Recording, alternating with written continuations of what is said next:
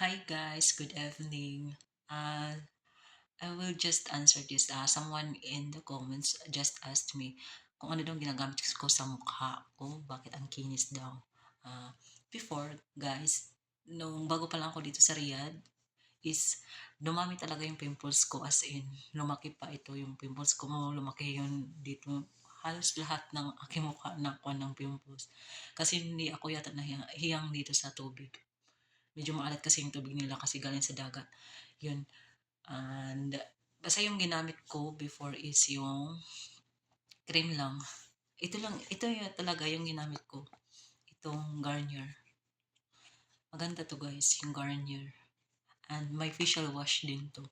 Yun ang ginagamit ko sa mukha ko. Facial wash. Yun ang natanggal talaga yung pimples ko. And then, yung Eucerin na sunscreen. Pagkatapos nito, after nitong Garnier na cream is sunscreen. Yun lang guys. Hindi na ako gumagamit ng toner. Wala akong ginagamit na toner sa mukha ko kasi hindi ako young. Before naggamit ako nitong Skinal pero hindi ko na ito ginagamit kasi nga hindi ako hiyang. Then, basta yun lang ginagamit ko yung facial wash at saka yung Garnier. Then, Eucerin. And then, sa gabi naman, yung ginagamit ko is ito lang guys. Yung QV cream. Maganda din.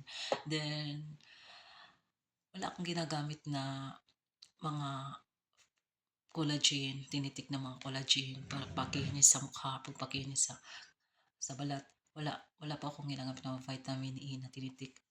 Hindi pa ako nagagamit yan kasi nag-care din ako sa health ko. Yan lang guys, ang ginagamit ko. Then, prutas, kumakain na ako ng prutas. Prutas lang guys, yun. Nagpapaganda din sa ating mukha at saka yung papakinis din yung sa katawan na yung prutas. Yun. Maganda din sa ating katawan, especially sa mukha, yung magkakain tayo ng mga prutas, ganyan. Yun ang best secret. Yan lang guys. Thanks for watching.